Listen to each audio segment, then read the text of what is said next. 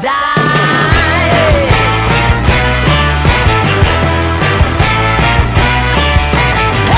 Swing those hips around, can't stop, roll back down. My ladies, short, tall, thin or wide, always down and ready to ride.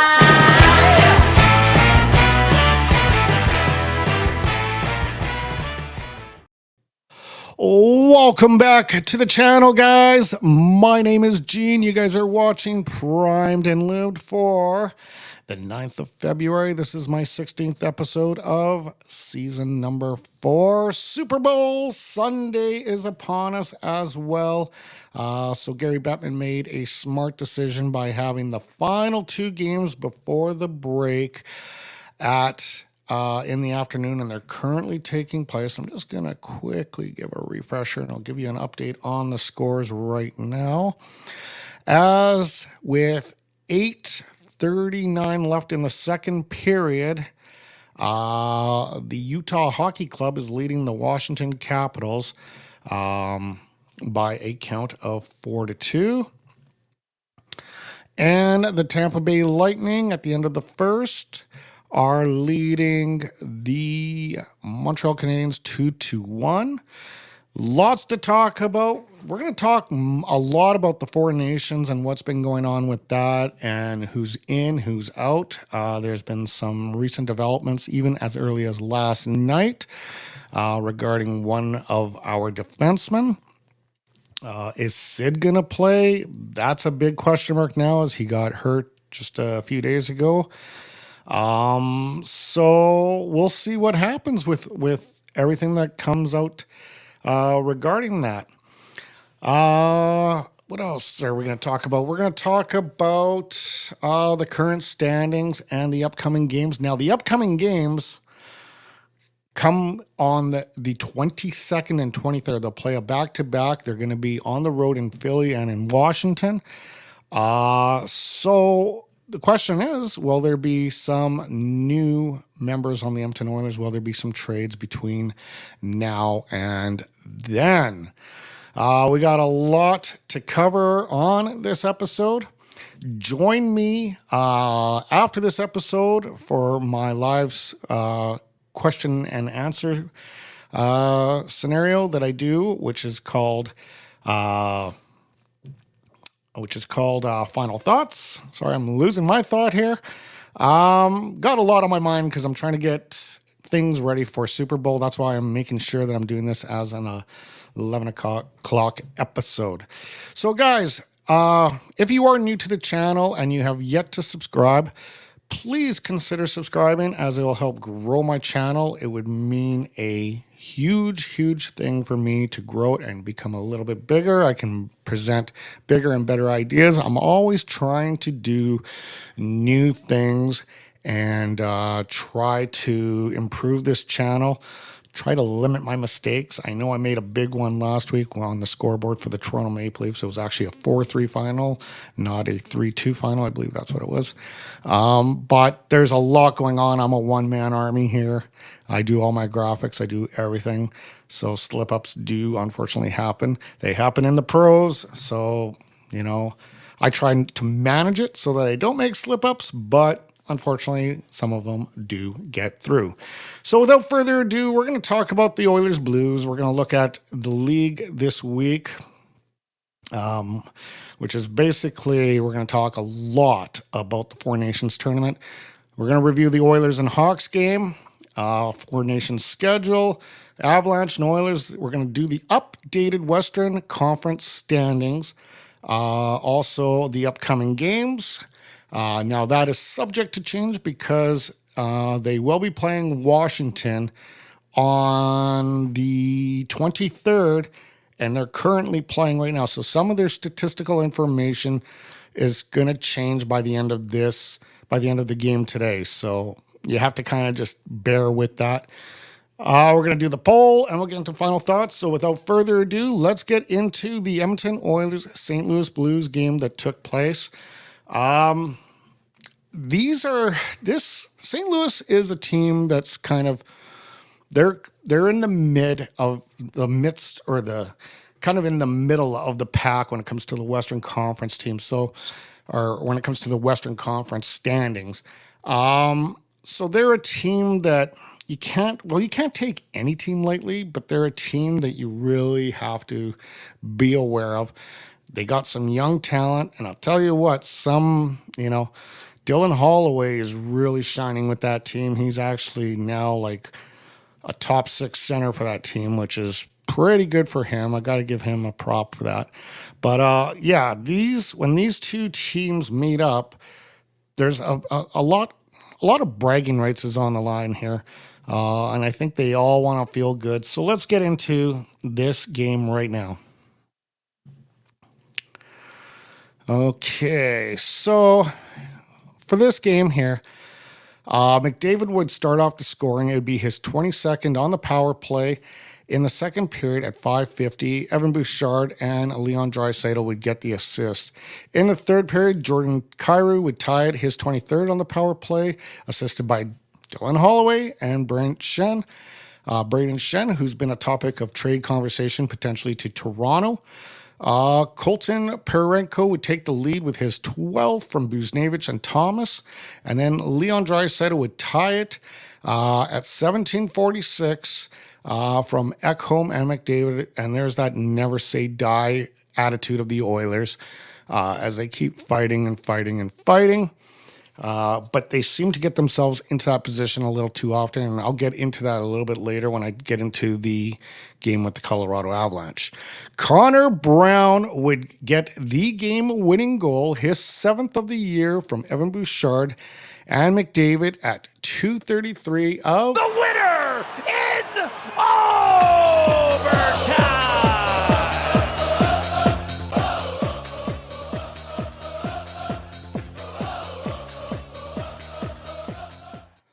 Yeah, Connor Brown would get the overtime winner, an unlikely source in this game.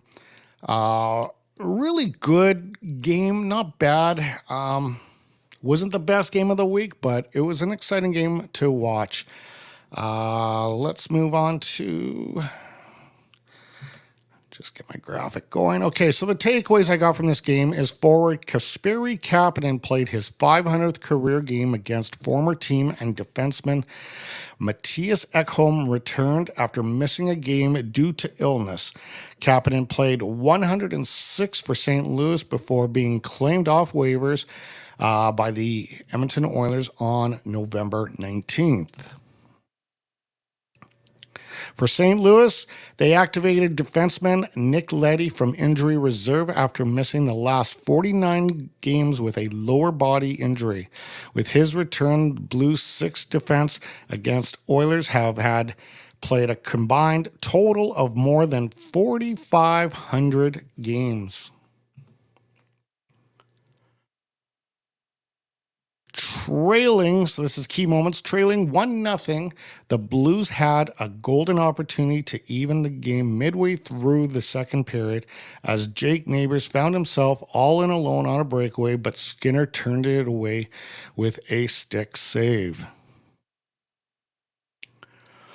McDavid extended his point streak against the Blues to 7 games. McDavid has at least 1 point in 10 of his last 11 against St. Louis, and 7 goals, and with 7 goals and 12 assists.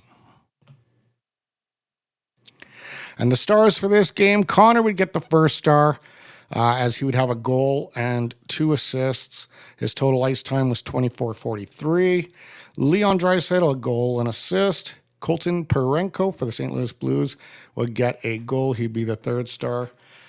Stuart Skinner would end the game with 2 goals against off of 20 saves for a .909 save percentage. Jordan Binnington, 39 shots allowed, 3 goals, so he saved 36 for a .923 save percentage. Jordan Binnington, of course, is one of the tenders for Team Canada in this upcoming Four Nations tournament. Okay, let's move on to the league this week, as we're going to talk really mostly about Four Nations because there is a lot of developing stories with that. And that does start this Wednesday, the 12th, where Canada will take on Sweden. I'm going to get into the schedule shortly about all the games. But let's get into the league here as we dive into the stories that are currently happening. And again, it's referring to the Four Nations tournament. And one of the big stories right now is the fact they could be without Captain Sidney Crosby for this tournament. Now, he suffered a hand injury. I believe it was against the Islanders earlier this week. I saw the play. It didn't look like much at all, but he went off in kind of keeled over and off, and he didn't practice or play his final game leading up to this. Elliot Freeman has stated that it's going to be up to him basically to decide. He thinks the likely scenario is Sid will miss game one of it, and then they play about a week later against the U.S., so he might return for the U.S., so he might just miss the one game. Let's hope that he can stay with it, as it looked like it was an upper body injury, and yeah, who was it against? Oh, it was against Jersey, sorry, as they would lose to Jersey, but was it Jersey? Yes. So, yeah, unfortunately, that would be bad. Just last night, we got word that Drew Doughty will replace Alex Pietrangelo on the blue line. This is breaking news, essentially. This came out late last night. So, Drew Doughty in, Pietrangelo out. And that's pretty much the league this week. Not a whole lot of stories. There's, of course, a lot of stories pertaining to the Four Nations tournament, but that's about all I have. So let's dive into the second game that the Oilers played against the Chicago Blackhawks. Another game that went to overtime. Basically, all three games, with exception of Colorado, went to overtime. But the reason why I want to say all three is the Colorado was very close to going to overtime. It could have been a hat trick of overtime games this week, but unfortunately not to be.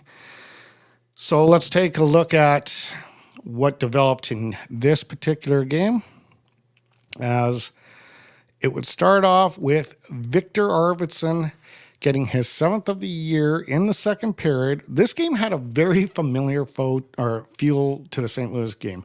No first period goals, kind of early second period goals, early to mid-range second period goals. So very familiar to the St. Louis game. So Victor Arvidsson would get his seventh from Brett Kulak and Matthias Janmark at 8:51. However, it would be tied up just 6 seconds left in the period when Reichel would get his fifth from Mikheyev and Taravan.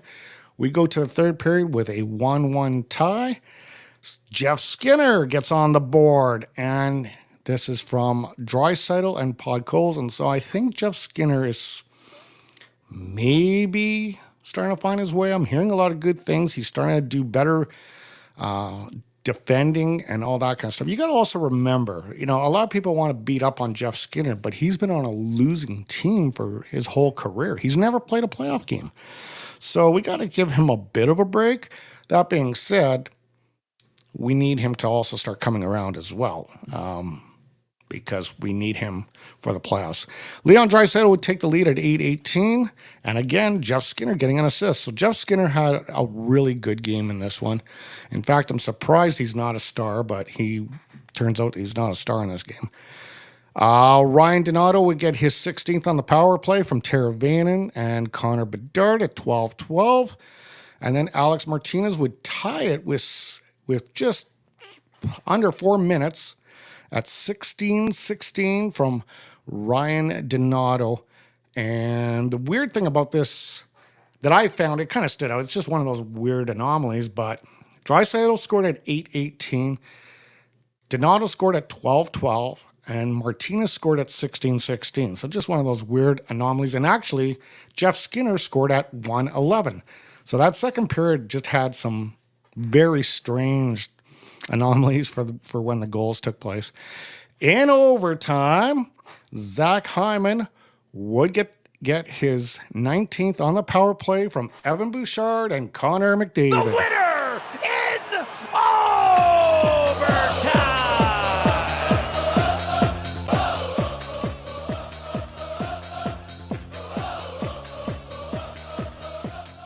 Strangely enough, I think these are the first two times that they've went into overtime, or I don't know. I think it was a shootout. I think last week was the first time they had a shootout game. So there you have it. The Oilers would defeat the Chicago Blackhawks. Took them overtime. I mean, Chicago's the worst team in the league. And there's just, again, this goes back to what I've said weeks ago. There's something about the Edmonton Oilers, and there's something about the bottom tier teams that seem to always get their number. So, that being said, let's go into the takeaways. As McDavid helped close it out after the team blew a 2-goal lead in the third period, playing for a second straight on the road, it was a solid result. For the Blackhawks, Dickinson is one of the team's best all-round players, so any prolonged absence for the forward would be a major blow, as, yeah, he did suffer a bit of an injury in that game. Key moment. Picard made a terrific left pad save on Pat Maroon with about 13 minutes left, preserving Edmonton's 2-1 lead. Key stat, Draisaitl has 14 goals and 21 assists during an 18-game point streak against Chicago. Your stars for this game, and I have to disagree. They got Zach Hyman as the number one star, and this is ESPN, this is the score. This is the score's stars. I do kind of disagree for this. I'll explain it after I say the stars, but Zach Hyman got the number one star. He had 1 goal. He was a -1. Draisaitl had 1 goal, 1 assist. He was a +1. And Ryan Donato was the third star with 1 goal, 1 assist. He broke even. Okay, so this is what I would say is the proper order. I'd say Leo's number 1 because he had 1 goal, 1 assist. So he had a 2-point night, and he was also a +1. So, he had a better effort than Zach Hyman, which Zach Hyman was a -1, but he had 1 goal. So I would actually put Leo, Ryan Donato, and then Zach Hyman. So, but that's the way I look at it. Calvin Picard, he had a pretty good game. 906 save percentage, 3 goals against, 29 saves. And Arvid Soderblom, 895 save percentage. He had 4 goals against on 38 shots. So not a bad effort by both tenders. We're going to go into the next game, and I'm going to be honest with you, I can't really say too much. Actually, we're going to go into the Four Nations, but when I get into the Avalanche Oilers game, there was some players that really stood out with piss poor efforts, and I'm going to call them out. I will call them out. But we're going to look at what the schedule will consist of for the Four Nations first and foremost. As this tournament has Sweden, Finland, Canada, and the United States playing against each other. Unfortunately, Russia is still, at war with Ukraine, and they're kind of ex-nate out of all sporting events worldwide, which it actually sucks for the athletes. I've always said that because one political leader decides to invade a country, it has to affect everyone else from playing in it. And we'll see what happens next year when the Olympics happen. Like, is Russia going to compete? I don't know. Or are they going to do it like they did in the previous Olympics, where it's the players representing Russia or something like that? I don't know. But we'll see. So anyway, the schedule kicks off on Wednesday. As you'll see, I got a little mixed up here, but you're going to see February 12th, Canada will take on Sweden, And this graphic, I had some issues with this graphic, but you can't really see it there. It'll be USA versus Finland on the 13th. I knew I was having some issues with it. There we go. Now it corrected itself. On the 15th, Finland will take on Sweden. Meanwhile, Canada will take on the United States. That should be a hell of a game. So those first 4 games are going to be in Montreal. The remaining games will be in Boston. On the 17th, Finland will take on Canada, and the United States will take on Sweden.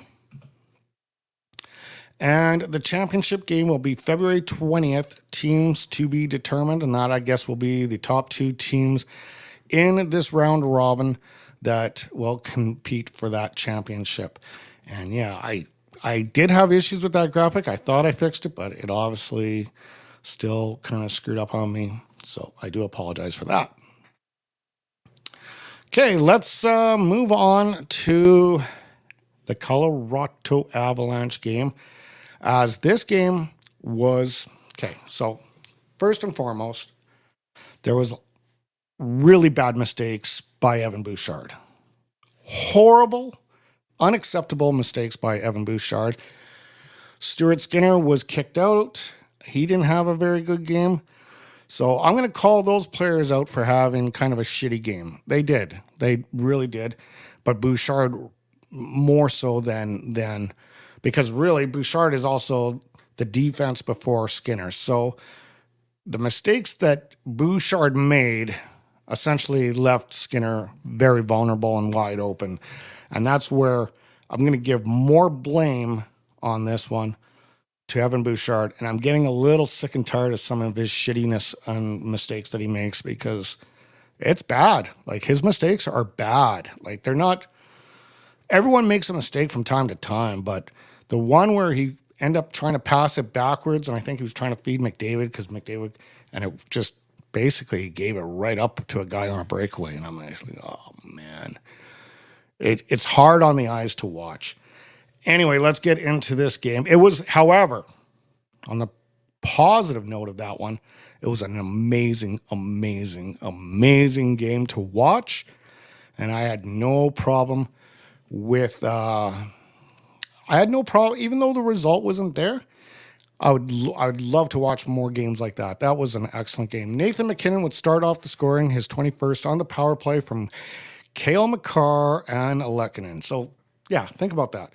Makar, McKinnon, McDavid, hopefully Crosby, Doughty, like, wow, stacked, absolutely stacked. But I'm getting away from that, from this game anyway. Draisaitl would tie the game with his 39th on the power play from Nugent Hopkins and Evan Bouchard at 10:39. Cale Makar would get his 21st of the season from Nathan MacKinnon and Jonathan Toews at 11:46.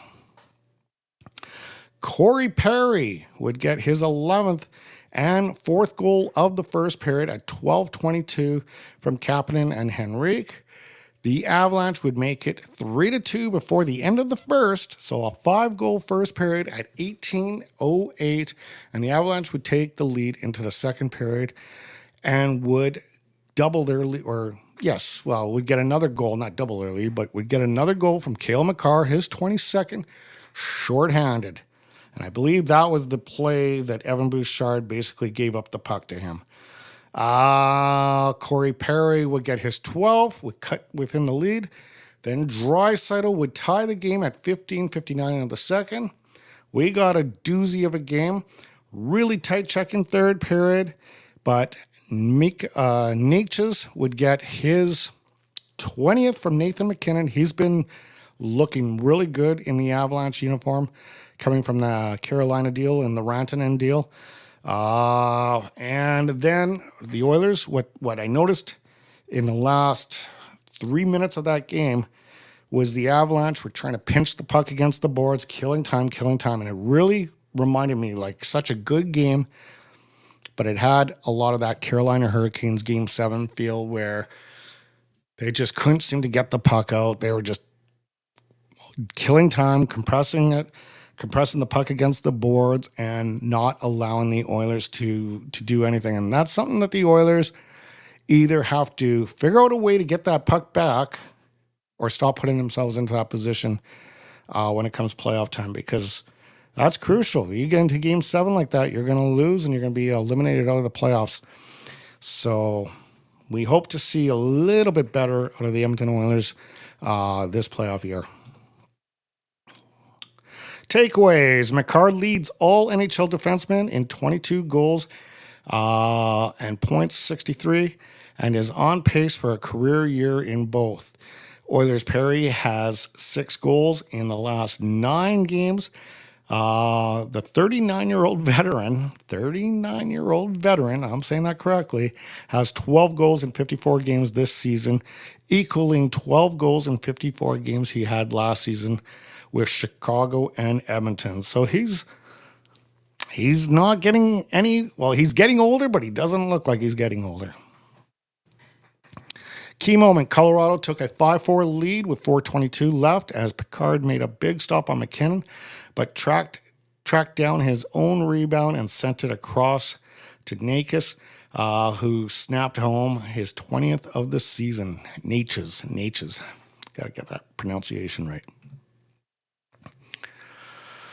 The key stat, Draisaitl scored his league-leading 40th goal of the season, becoming the 4th active player in NHL to have at least 6 seasons with 40 goals. He is 3rd on the Oilers franchise history with 6 40 goal campaigns behind Wayne Gretzky with 9 and Jari Kurri with 7. So, wow. Like, I tell you, I did that poll a few weeks ago. Was it a bargain? I said it was a bargain back then, and that's going to turn out to be a bargain, especially with what we know, or not know, but what the estimated cap projections are going to be. It's going to be a bargain. Again. Okay, so the stars of this game was Nathan MacKinnon, obviously. 4-point night with 1 goal, 3 assists. He was a +2. 22-18 was his ice minutes. Cale Makar, 2 goals, 1 assist. Leon Draisaitl with 2 goals. Just stacked stars for this game. Mackenzie Blackwood would finish this game with a .852, and I don't have Stuart Skinner's numbers, but he was booted out fairly quickly in this game. I think even in the first period he was. He didn't have a very good game, but again, you got to blame his D. His D was, I think, the key responsibility for him having a piss poor game. That being said, he still has to try to find a way to win us a game here and there. I'm not gonna beat him down because I know I got a few of you viewers that defend him. But he didn't have a very good game. Like, he really didn't. But Bouchard, unacceptable. And I'm not going to keep rambling on about that. Again, it was a very good game to watch. Okay. Let's take a look at the updated Western Conference standings. And I'm just going to give you a quick update on the hockey game between the Utah Jazz the Utah Hockey Club and Washington Capitals. And let's just refresh that. So at the end of the second, still 4-2, 4-1, Tampa Bay is beating up on Montreal. Of course, this will not affect any of the standings because all the teams are in the East, with the exception of Utah, which is a central. Well, I guess it could affect. Yeah, it'll affect the central team. That's about it. So Utah will actually jump up in points, but I'm going to go with the statistics that I did from this morning. And let's take a look at that right now. Okay, so Winnipeg stays even. Dallas jumps up 2 spots to second. Edmonton stays even in third. Vegas has bumped down 2 spots from second to fourth.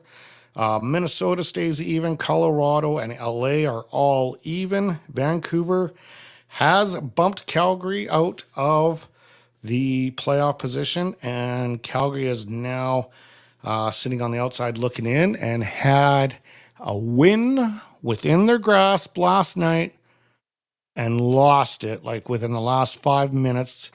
2-0 lead. They let a 2-0 lead. I think it was Seattle they played. Let a 2-0 lead disappear, and then Seattle beat them in overtime, which really, really was. Oh, it should not have happened. Calgary need all these points. Utah stays even. St. Louis stays even. Anaheim is a +1. Seattle is a -1. Uh, Nashville, Chicago, and San Jose all stay in their respective positions. So if the playoffs were to start today, you would have Vancouver versus Winnipeg, Colorado versus Edmonton, LA versus Vegas, and Minnesota versus Dallas. Obviously, you can see Calgary is now on the outside looking in. And we will go on to the upcoming games. So again, with these upcoming games, keep in mind, by the time I do this episode, I will not have the updated statistical values for the Washington Capitals, as they are one of the upcoming games that will take place on the 23rd. And I'll pop that open.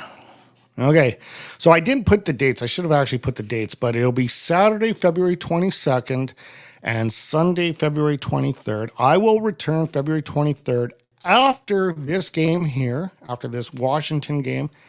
I will probably come on. I'll try to get all my work done and probably come on shortly after that. So we're looking at maybe between 1 and 3 that I'll come on to do that episode.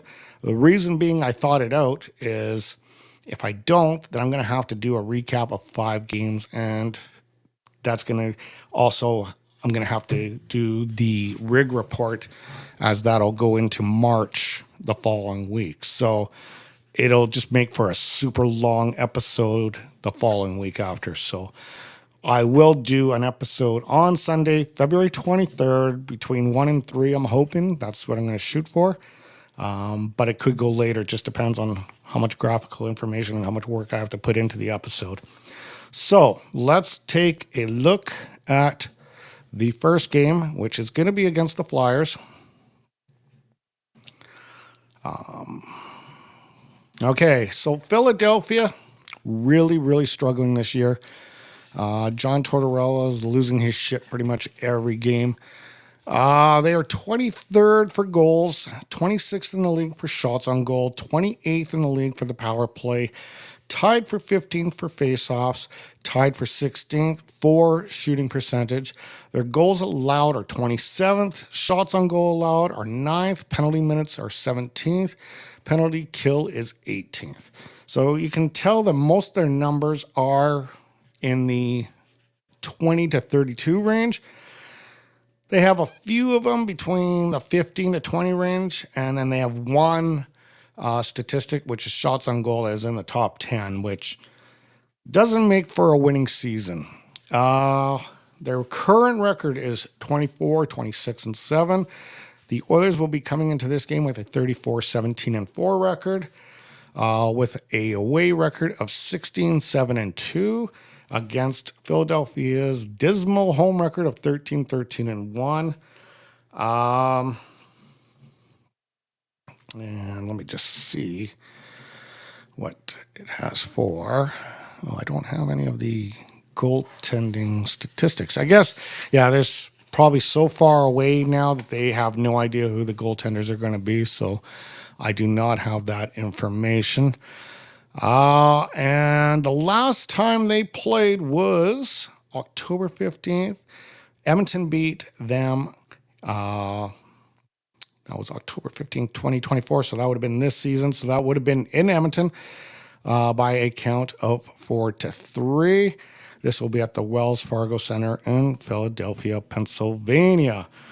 Then they go to the nation's capital in the U.S., where they'll take on the Washington Capitals, who are currently the number 1 ranked team in the NHL, and I'm trying to pull up that. Do I not have that? I'm going to have to just dig this one up here. 1 second, guys. I'm going to pull up their stats here. That's February 23rd. Here we go. And these are both going to be afternoon games as well. Okay, so Washington, again, currently number 1 in the Metro.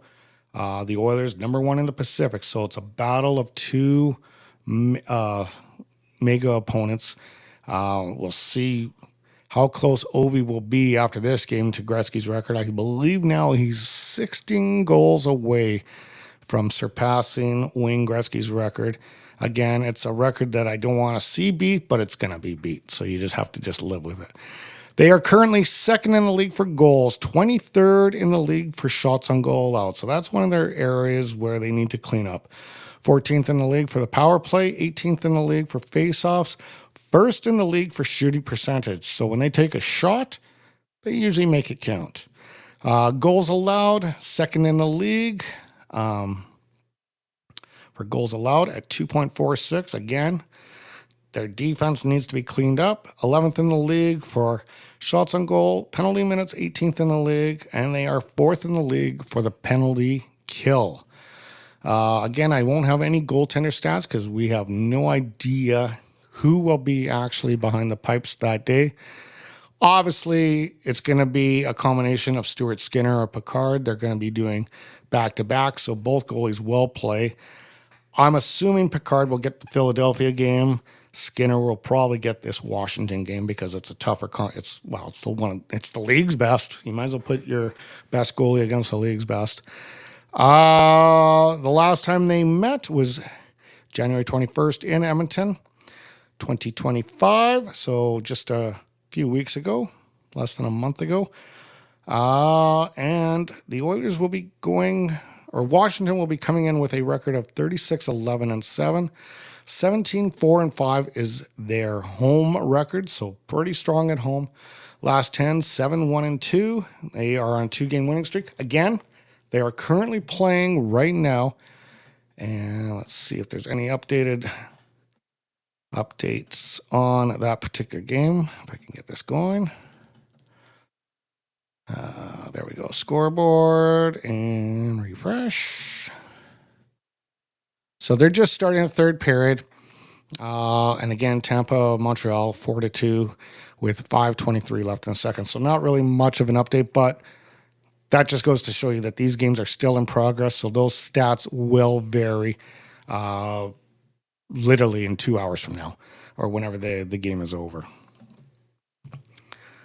Okay, let's go on to the poll question. So there's a lot of rumors with potential trades that the Oilers might make and might not make. I can only put a listing of 4 slots when I do these votes, but if I could have, there's like 20 guys that they're talking about. So I'll give you the 4 that came up, that I've come up and seen. Again, there's other players that could very well come into the mix, and maybe none of them. These are all rumors. Rumors are swirling this time of year. So we'll see what ends up actually happening when it's all done and said. And we'll get into that right now. Okay, so now, again, you can go on my X page. If you just scan that QR code, and it'll give you a direct link to where to vote. Of these trade target rumors, which of the following pleases your appetite the most? Carl Velmelka, the goaltender of Utah. Ryan Donato, Kyle Palmieri, and Brian Rust of the Penguins. Both, I believe, Donato, I'm not sure. Is he? I think he might be an Islander. I'm not sure. Don't know exactly where he is. Kyle Palmieri, I'm pretty sure, is a New York Islander. Anyway, both those guys are D-men. Velmelka is a goaltender, and Ryan Rust, I believe, is a winger. So Which of those pleases you the most, or do any? Well, I should have actually gave that option. Or do any of them please you the most? Again, these are all just rumors. These are things that have been coming to the surface with the trade deadline literally a month away, and we'll see what happens. All right, going to get into final thoughts. No one has joined in for any conversation today, so this will be a solo one once again, as none of you guys made comments. And I'm just going to ramble on about the Four Nations tournament and the Super Bowl a little bit. I might as well, as let me just switch into that final thoughts graphic. Of course, you see I'm repping. Oh, I guess I'm not on this one. I thought I had the Canadian flag on this one. But yeah, Team Canada is going to take on Sweden on game one of the. I'm just trying to get that one banner up here. Nope. There we go. There we go. So Team Canada will take on Sweden this Monday. It should be a thrilling tournament. This is going to be kind of a preview of what to expect next year in the Olympics. Only we're going to have a much more teams when it comes to the Olympics. You're going to see Germany in there. You're going to see potentially Czech. Yeah, I'm pretty sure you'll see Czech. I'm surprised Czech never made it into this Four Nations tournament. So this is kind of a mini Olympics, best on best. I'm kind of happy they did it with actual countries. The last time they did this, and they had the Team North America, which were the players that were under 21, which had McDavid, McKinnon. I think Nuge even made that roster, or whatever it was, against Team Canada, against Team Euro. I did not like the way they went about it. I thought it was too gimmicky. This one, at least we're actually using legit nations. However, it's only 4 of them. So it is what it is, right? Next year when the Olympics happen, that's going to be something more to watch and more to enjoy, because it's going to be, the Olympics are just the Olympics. Like, it's just a much more sought after event. To get an Olympic gold medal means a lot more to the hockey players than to get a Four Nations trophy or whatever they're going to be presenting. And don't get me wrong, it's still best on best. But the question is it best on best? When you got, so these are some of the players that are injured. Jani Hakapa is injured for Finland. Quinn Hughes is injured for the United States. That's a big blow.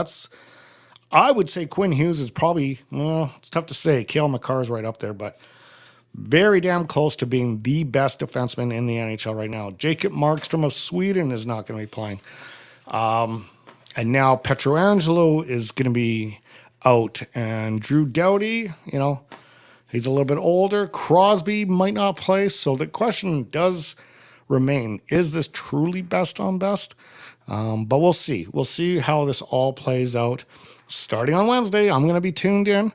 And then, of course, the Super Bowl is going to be tonight. That's going to be starting in about 3 hours from now. So I'm probably going to try to order a pizza like right after I get off this episode and get them to send that pizza at about 4 or 5 o'clock, because I think it's going to be hard to get a pizza in if I phone right at 4 o'clock today. But I think that's all I got for you guys today. Enjoy the Super Bowl. Enjoy the Four Nations tournament. I will be back February 23rd. So yes, I'm taking yet another break. However, this isn't family related. This is just the way the NHL schedule is going.